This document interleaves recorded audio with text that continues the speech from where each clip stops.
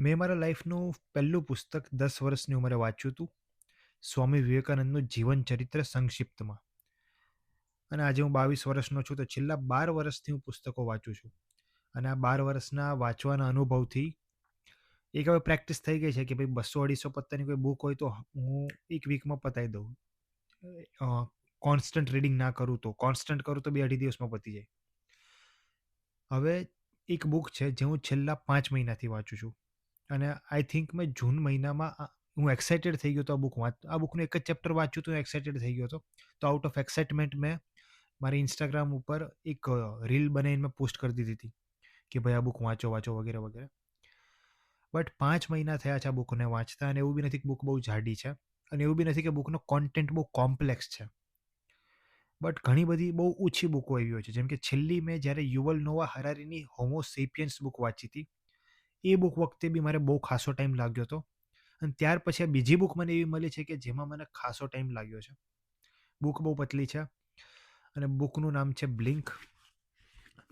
I think તમારામાંથી ઘણા લોકોએ આ બુક વિશે સાંભળ્યું હશે, અથવા તો ક્યાંક ને ક્યાંક કદાચ જો તમે બુક રીડર છો તો કોઈકના મોઢે આ બુકનું નામ સાંભળ્યું હશે.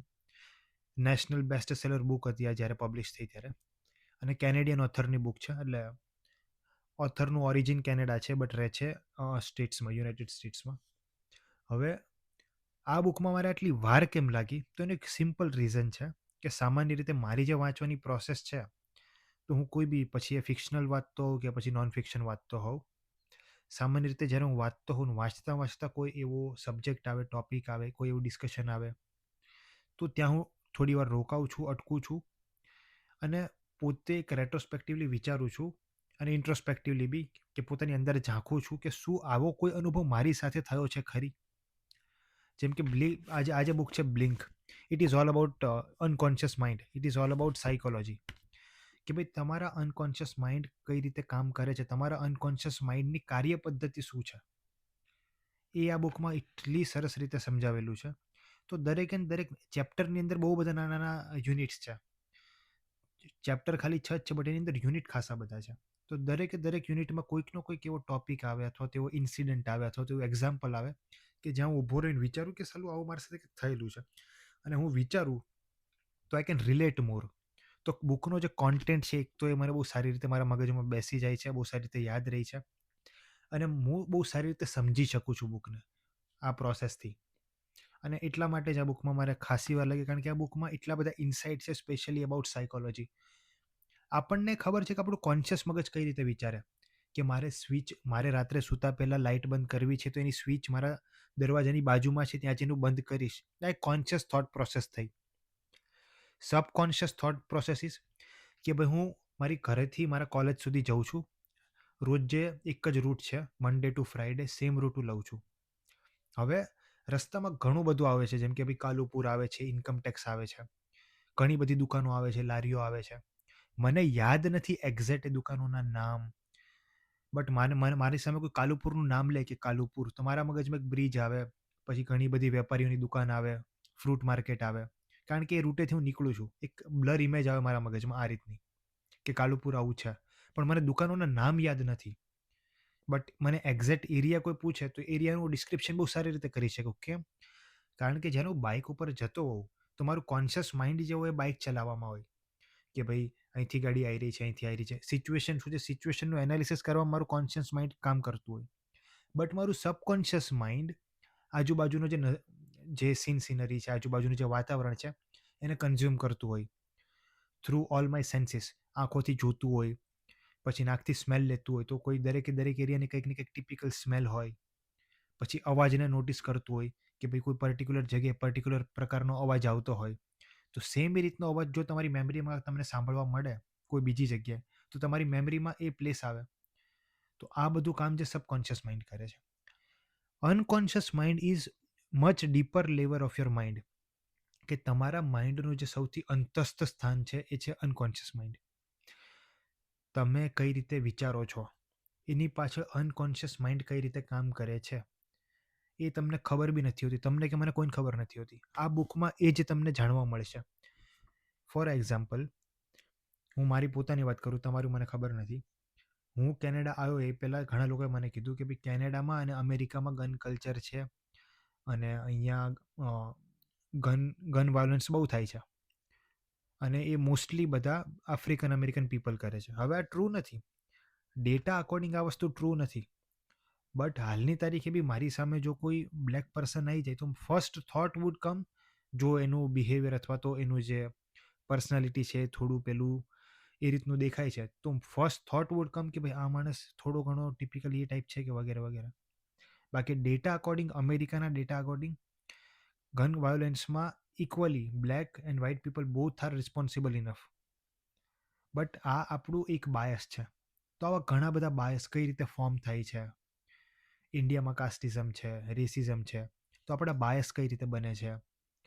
પછી પ્રાઇમિંગ કોને કહેવાય, કન્ડિશનિંગ કોને કહેવાય. કન્ડિશનિંગનું એક એક્ઝામ્પલ આપું તો ધારો કે કાલે સાયન્સનું પેપર છે મારું અને હું એવો કોન્ફિડન્સમાં છું કે સાયન્સ તો બધું વચાઈ ગયું છે તો હું એના પછીના દિવસે જે એસએસનું પેપર છે એની પ્રિપરેશન કરું. હવે ઘણા ખરા વિદ્યાર્થીઓને એવું હોય કે સાયન્સના પેપરના દિવસે જ્યારે એક્ઝામ આપવા બેસે તો એમને વાંચેલું હોય, એમને આવડતું હોય, બટ જે ક્વેશ્ચનનો આન્સર લખવા માટેની જે ફર્સ્ટ પોઈન્ટ હોય ને એમને યાદ જ ના આવતો હોય, કારણ કે એ કન્ડિશનિંગમાં સેટ નહોતા થયા આગળના દિવસે. મારું પોતાનું એવું છે કે ભાઈ સાયન્સનું પેપર છે તો હું સાયન્સ જ વાંચીશ, હું બીજું કોઈ સબ્જેક્ટ નહીં વાંચું, બિકોઝ મારે કન્ડિશનિંગ સેટ કરવી પડે છે મારા માઇન્ડમાં. અને આઈ થિંક ઘણા બધા લોકોને આ રીતની સિચ્યુએશન હોય છે. જેમ કે મેં આઈએલટીએસની એક્ઝામ આપી હતી તો છેલ્લા 5-6 મહિના જે હું પ્રિપરેશન મેં કરી હતી તો હું ઓનલી ઇંગ્લિશ મૂવીઝ જોતો હતો, સિરીઝ જોતો હતો, એક હું કન્ડિશનિંગમાં સેટ થતો હતો અને એક મારા માટે કામ કરે છે. આઈ થિંક ઘણા બધા લોકો માટે આ રીતની કન્ડિશનિંગ અલગ અલગ હોય છે. તો અનકોન્શિયસ માઇન્ડ કન્ડિશનિંગની માટે કઈ રીતે રિએક્ટ કરે છે. પછી થિન સ્લાઇસિંગ કરીને એક પ્રોસેસ હોય છે કે આપણું માઇન્ડ પેટર્ન ફોલોસ કરતું હોય છે, ઘણી બધી અલગ અલગ પેટર્ન્સ હોય એ ફોલો કરતું હોય છે મેમરી બનાવવા માટે. આટલા બધા લોકોને આપણે મળતા હોઈએ છીએ, આટલી બધી વાતો કરતા હોઈએ છીએ, આટલા બધા ઘટનાઓ બનતી હોય છે આપણી લાઈફમાં, અને છતાં પ્રિસાઇસલી આપણને યાદ હોય છે કે 2012માં આ વ્યક્તિને હું પ્રથમ વખત મળ્યો હતો, એની મુલાકાત આ રીતની થઈ હતી વગેરે વગેરે. તો એની માટે આપણું મગજ એક પેટર્ન ફોલો કરતું હોય છે. એ પેટર્ન કઈ રીતે બને છે, થિન સ્લાઇસિંગની પ્રોસેસ શું છે, પ્રાઇમિંગની પ્રોસેસ શું છે, સ્નેપ જજમેન્ટની પ્રોસેસ શું છે. જેમ કે હું કોઈ વ્યક્તિને જોઉં છું, એ વ્યક્તિએ થોડા એ રીતના કપડાં પહેરેલા છે. જેમ કે હું મારું પોતાનું કહું તો હું જે જોબ કરું છું, મારી જે જોબ છે એની સામે એક બહુ જ ધનવાન વ્યક્તિ રહે છે અને એની પોતાની એક કંપની છે, ક્વાર્થા યુટિલિટીઝ. હવે એ વ્યક્તિને જ્યારે મેં પહેલી વખત જોયો ને તો એને જોયો ત્યારે મને એવું લાગ્યું કે આ વ્યક્તિ કોઈ નોકરી કરે છે, બિકોઝ એના જે વર્કરના ક્લોથ હતા ઓરેન્જ કલરના ક્લોથ પહેરીને આવતો એ કંપનીમાં. પછી મને ખબર પડી કે આ વ્યક્તિ એ કંપનીનો માલિક છે, બટ એને કામ કરવું ગમે છે એટલે કામ કરે છે. તો હવે મારા મગજમાં એના કપડાને જોઈને એક જજમેન્ટ આવી ગયું કે આ તો વર્કર હશે કોઈ, બિકોઝ એનું બિહેવિયર એવું હતું, એની બોલવા ચાલવાની રીત ભાત એવી હતી. તો આપણું સબકોન્શિયસ અને અનકોન્શિયસ માઇન્ડ કઈ રીતે કામ કરે છે એ વાંચવા માટે આ બુક ધી બેસ્ટ છે. અને બીજી વસ્તુ, સ્વામી વિવેકાનંદનું એક બહુ ફેમસ સેન્ટેન્સ છે જે એમણે શિકાગોમાં ધર્મ પરિષદમાં કીધું હતું, you have to grow from inside out. મારું પોતાનું પણ એ માનવું છે કે બહારની દુનિયાને સમજતા પહેલાં તમારી અંદરની જે દુનિયા છે, તમે કેવા વ્યક્તિ છો, તમે દુનિયાને કઈ રીતે જોવો છો, પોતાની જાતને કઈ રીતે જોવો છો, તમારી હિપોક્રેસી શું છે, તમે કઈ બાબતે સારા છો, કઈ બાબતે ખરાબ છો, તમારી અંદર કેટલા દુષ્ટો છે, કામ, ક્રોધ, લોભ, મોહમાંથી કેટલી વસ્તુઓ તમને પીડી રહી છે. આ દરેકે દરેક વસ્તુની જો તમને સભાનતા હોય ને તો તમને કોઈ પણ વ્યક્તિ કે કોઈ પણ ઘટના વ્યથિત એટલું બધું જલ્દી નહીં કરી શકે. ફોર એક્ઝામ્પલ કોઈક મને કહી દેશે કે ભાઈ તું આવો છે, બટ જો મને ખબર છે ને કે હું એવો જ છું તો મને હર્ટ નહીં થાય, હું છું એવો. બટ એની માટે એ સ્વીકૃતિ માટે તમારી જોડે એ સેલ્ફ અવેરનેસ હોવી જોઈએ. અને સેલ્ફ અવેરનેસની પ્રોસેસમાં જો તમે આગળ વધી રહ્યા છો, હું ઘણી વખત લાઈફને આ જ રીતે જોતો હોઉં છું કે life is a journey of self awareness and self awakening. કે ભાઈ તમે જ્યારે આવો ને ત્યારે તમે એક બ્લેન્ક સ્લેટ હોવ છો, એક ખાલી એકદમ પાર્ટી જેવા હોવ છો, તમને કશું જ ખબર નથી પડતી, તમને કશું ખબર હોતી બી નથી, ના તો પોતાની જાત વિશે. નાના બેબીનો સેલ્ફનો કોન્સેપ્ટ 4 થી 6 મહિના સુધી ડેવલપ થતો જ નથી, એને ખબર જ નથી કે હું અલગ વ્યક્તિત્વ છું. નાના બેબીને તમે કાચની સામે લઈ જશો ને તો એ પોતાની જાતને નહીં જોવે, એ તમને જોશે. કારણ કે એને પોતાને નથી ખબર કે એ કોઈ અલગ વ્યક્તિ છે. એનો સેલ્ફનો કોન્સેપ્ટ હજુ ડેવલપ જ નથી થયો. તો શરૂઆતમાં આપણે ખાલી સ્લેટ હોઈએ છીએ, આપણી જોડે કોઈ ઇન્ફોર્મેશન જ નથી હોતી. પછી આપણે આ દુનિયાનો એક ઇન્ફોર્મેશનની જેમ યુઝ કરીએ છીએ. This world is a book for us. અને આ સેન્સીસ જે છે એનાથી આપણે ઇનપુટ લઈએ છીએ. And with this brain we try to make sense and we try to awake our self. આપણે આપણી જાતને જગાડવાની કોશિશ કરીએ છીએ કે મારો પર્પસ શું છે, હું શા માટે દુનિયામાં આવ્યો છું, વગેરે વગેરે. અને દરેક રિલિજન આ જ રીતે જોવે છે આ વસ્તુને, કે તમે આવો છો, તમે પોતાની જાતને ખોજો છો, અને એક વખત તમારી જાત જ્યારે તમને મળી જાય છે કે હું આવો વ્યક્તિ છું, મારી વ્યક્તિત્વ આ છે, મારી થોટ પ્રોસેસ આ છે, મારું ખરું વ્યક્તિત્વ, my true self is this, then comes self acceptance. અને એ સેલ્ફ એક્સેપ્ટન્સની પ્રક્રિયાને મારી દ્રષ્ટિએ નિર્વાણ અથવા તો મોક્ષ આપણે કહી શકીએ. હું એવું નથી માનતો કે ભાઈ મોક્ષની પ્રક્રિયામાં તમે જે રીતે મૂવીઝમાં બતાડે ને કે ભાઈ વ્યક્તિ જ્યારે મોક્ષ પામે તો એના અંદરથી એક પ્રજ્વલિત જ્વાલા આકાશમાં જઈને મળી જાય, પછી એ જ્વાલા હંમેશા સળગતી રહે, વગેરે વગેરે. હું એ નથી માનતો, એ રીતે મોક્ષ નથી પામતા. અથવા તો લોકો કહે છે ભાઈ જન્મ મરણના ફેરામાંથી મુક્તિ મળી જાય. એ બધી વસ્તુમાં તો હું જવા નથી માગતો, but this is how I look at it.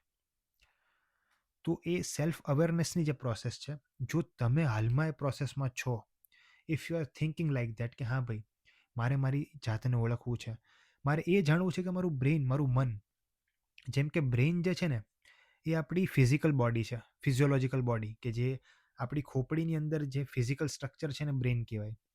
But બ્રેઇનની અંદરની જે ચેતના છે, જે consciousness, the thinking, that is mind. એને આપણે મન કહીએ છીએ, માઇન્ડ.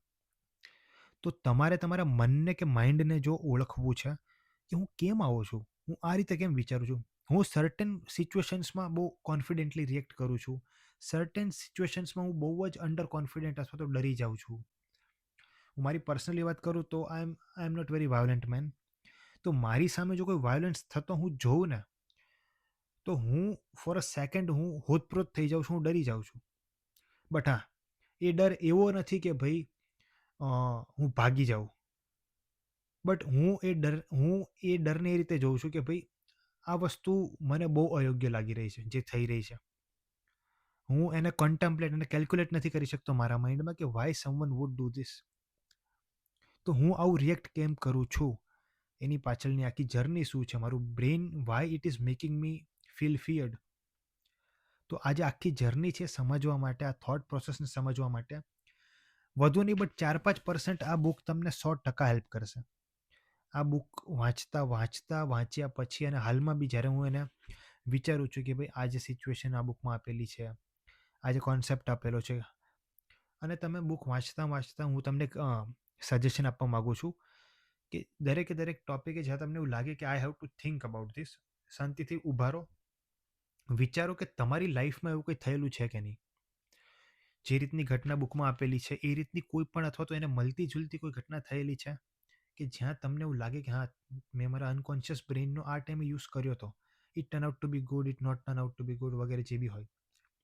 તમને વધુ સમજવા મળશે આ બુક. બહુ ઓછી એવી બુક હોય છે કે જે લોંગ લાસ્ટિંગ એક ઇમ્પ્રેશન તમારી ઉપર છોડી જાય છે. આ બુક વાંચ્યા પછી હવે મને એવું થાય છે કે આ ઓથરની બાકીની જેટલી બી બુક છે હું વસાવું અને વાંચું. અને હવે મેઇન રિવ્યૂ ઉપર આવું તો આ બુકમાં 8 ચેપ્ટર છે, ઇન્ક્લુડિંગ ઇન્ડેક્સ એન્ડ કન્ક્લુઝન. બહુ લાંબી બુક નથી. બુકમાં કોઈ બી વખત એવું નહીં થાય કે તમારો હુક છૂટશે, તમને બોરિંગ ફીલ નહીં થાય, દેટ ઇઝ ફોર શ્યોર. આ બુકના ઓથર કોઈ સાયકોલોજિસ્ટ કે સાયકો એનાલિસ્ટ નથી કે કોઈ સાયકાઇટ્રિસ્ટ બી નથી. એક ઓથર છે જે બહુ ક્યુરિયસ માણસ છે, તો એ દુનિયાના અલગ અલગ સાયકોલોજિસ્ટને મળે છે, પછી દુનિયાની અલગ અલગ પ્રકારની ઘટનાઓ હોય છે એ લે છે, અને ઘટનાને અને સાયકોલોજિસ્ટને બેસાડીને એક એક તર્ક નીકાળે છે કે આ સિચ્યુએશનમાં આ લોકોએ આવું રિએક્ટ કર્યું, તો હવે તમે મને સમજાવો કે એની પાછળની સાયકોલોજી શું છે. અને સાયકોલોજિસ્ટ અલગ અલગ એક્સપેરિમેન્ટ થ્રુ એ સિચ્યુએશનને સમજાવવાની ટ્રાય કરે છે. અને all this things have been explained very simply. આ બધી જ વસ્તુ એટલી સરળતાથી સમજાવેલી છે કે તમને ફોર અ સેકન્ડ એવું ફીલ નહીં થાય કે ભાઈ તમે સાયકોલોજી ભણી રહ્યા છો. અને બુક પત્યા પછી તમને you would know so much more about psychology. અને જેટલા બી આમાં ઇન્સિડન્ટ એનેક્ડોટ્સ આપેલા છે, ધોઝ આર રિયલ. તો તમે વચ્ચે ક્યાંક અટકો ને તમને એવું લાગે કે ભાઈ આ ફેક લાગી રહ્યું છે, search it on Google, research paper બી મળી જશે. અને બેસ્ટ વસ્તુ એ છે આ બુકની કે આ વ્યક્તિએ જેટલા બી ઇન્સિડન્ટ લીધા છે, જેટલા બી રિસર્ચ પેપર યુઝ કર્યા છે, એ દરેકે દરેક વસ્તુનું બહુ ક્લિયર કટ એક સાઇટેશન આપેલું છે કે જે તમે ગૂગલ ઉપર સર્ચ કરો તમને રિસર્ચ પેપર મળી જશે, મેં કરેલું છે. તો બહુ જ સારી બુક છે અને it is not a study book. It may sound like study book from me because I have read it like that.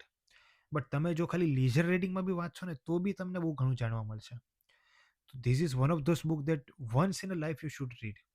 You would know so much more about your unconscious mind. So thank you so much and see you in next video.